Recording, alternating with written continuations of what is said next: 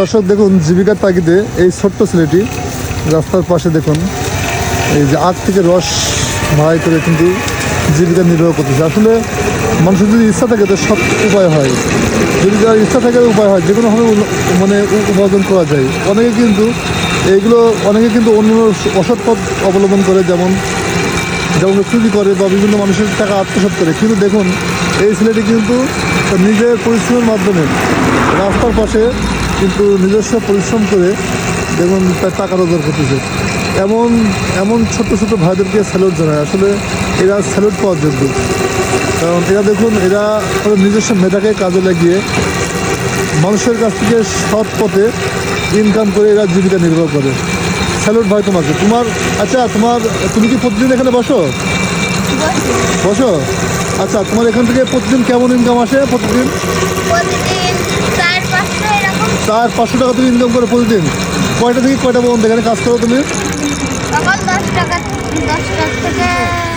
সকাল 10টা থেকে এই 5টা পর্যন্ত। 5টা পর্যন্ত কাজ করো, সকাল 10টা থেকে বিকেল 5টা পর্যন্ত। ও আচ্ছা। তো তোমার এই যে প্রতি গ্লাস কাপে মানে গ্লাস আখের রসের মূল্য কত টাকা? 20 টাকা। 20 টাকা মূল্য। আচ্ছা। প্রতিদিন কত কাপ বিক্রি করতে পারো তুমি? প্রতিদিন 40 কাপ। 40 কাপ, তার মানে কি 40 দিনে 800 টাকা। এই আখের যে এটা কত টাকা তুমি কিনে আনিছো এগুলো? এটা আমাদের নিজের খেতে। সব তুমি লাভটা মানে যাচাই করো কেমনে? তো কত টাকা লাভ হয়েছে তুমি বলছো কেমনে? আমি তো মানে লাভ মাপ কিছু করি না, আমি আখের দাম, গাড়ির দাম, কারেন্টের দাম দিয়ে তারপর তুমি যাচাই করো, তোমার প্রতিদিন 500 টাকা লাভ হয়, তাই তো? হ্যাঁ, এটাই তো। বিভিন্ন জায়গার মানুষ আসে। এই দেখেন একজন আছেন, তিনি এসে কিন্তু আখের রস খাচ্ছে। আসলে মানে ইচ্ছা থাকলে উপায় হয়। আমাদের সকলকে উচিত যে, আমি এই ভিডিওটা যারা দেখবে আমি তাদের সবার উদ্দেশ্যে একটা কথা বলতে চাই। বর্তমান সময়ে কিন্তু প্রচুর পরিমাণ চুরি ডাকাতি হচ্ছে। তো আপনারা ভাই এই চুরি ডাকাতি বাদ দিয়ে এমন সৎ পথে রাস্তার পাশে এটা যে কোনো একটা প্রতিষ্ঠানে বসে আপনারা সৎ পথে ইনকাম করুন। দেখবেন এই হালাল ইনকামে অনেক বেশি বরকত।